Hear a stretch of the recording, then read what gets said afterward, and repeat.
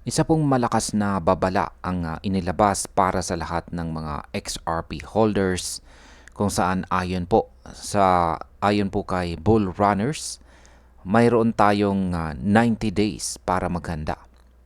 Habang sinasabi po ng gobyerno ng US na malakas ang kanilang ekonomiya, ang datos naman sa market ay nagpapakita ng panganib ng recession.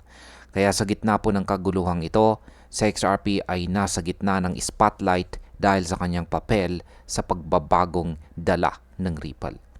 Kaya yan po ang siyang ating pag-uusapan sa video na ito. Pero bago po tayo magpatuloy ay pakibasa na lamang po muna ang disclaimer dito po sa ibaba ng ating screen. At ayan, simulan po natin sa kung ano po ba ang sinasabi ng US Secretary of Commerce. Ayan. Ayon po kay Ginong Howard Lutnick, ang US ay papasok po sa pinakamalaking factory construction sa kanilang kasaysayan. Higit po sa $10 trillion ang project at maaaring magdala ng record-breaking na trabaho. Inaasahan pa niya na tataas po ang GDP growth ng higit sa 4% sa ilalim ng administrasyon ni Pangulong Donald Trump. Kung totoo ito, malaki po ang posibilidad na lumakas po ang dollar at magkaroon ng temporary na kumpiyansa sa market. Ngunit sa kabilang banda, kung hindi po magmaterialize ang growth na ito, maaari pong bumagsak ang tiwala ng mga investors at mag-trigger ito ng panic. Ngayon ay bakit may recession fears pa rin? Ayan. Si Bull Runners ay hindi po kumbinsido. Ayon po sa kanya, mas malalim po ang problema.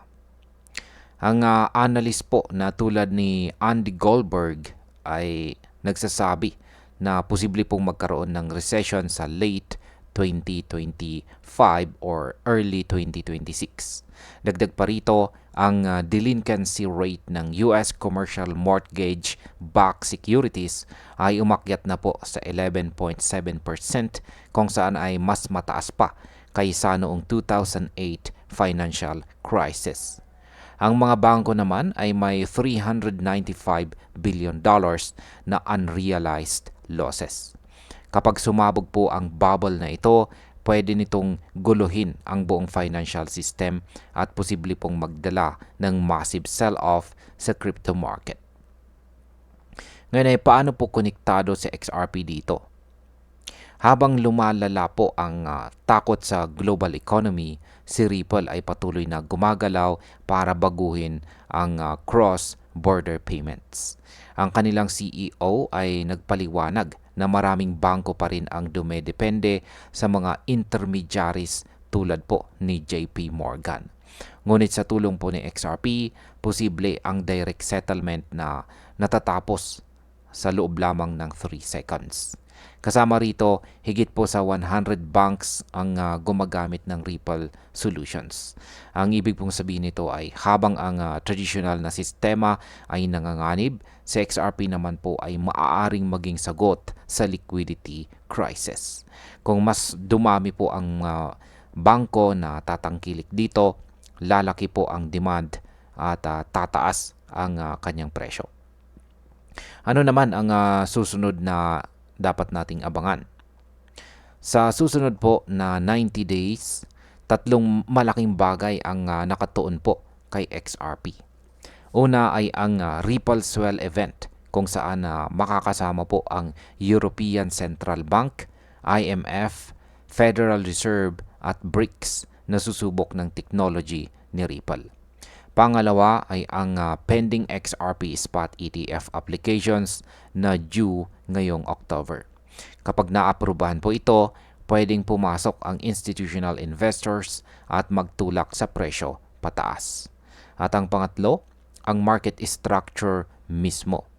Sa kasalukuyan, sa XRP po ay nasa $3.04, may resistance sa $3.56 hanggang $3.70. Ngayon kapag nabasag ito, posible po siyang tumaas hanggang $4.38. Ngunit kung magdala ng takot ang recession fears, pwede rin po siyang umatras pababa. At ayan, bilang panghuli, ang opinion ko naman tungkol dito ay ang susunod na 90 days ay magiging napakahalaga para kay XRP. Habang may mga sinyales ng paglago sa ekonomiya ng US, marami ring datos na nagsasabing paparating ang panganib. Ang maganda lang ay sa gitna ng kaguluhan, si XRP ay may malinaw na direksyon at papel sa pagbabagong pinagdadaanan ng global finance. Kung magtagumpay po ang Ripple Swell at maaprubahan ang spot ETF, maaari pong sumabog ang presyo ni XRP pataas. Pero kung tuluyang lumala ang financial crisis, maaaring mahila pa rin po siya pababa. Sa ngayon, ang pinakamainam ay maging handa dahil malinaw na sa susunod na 3 buwan, si XRP ay nasa gitna ng pinakamalaking laban ng kanyang kwento. At ayan, hanggang dito na lamang po tayo sa video na ito. Maraming salamat sa panonood.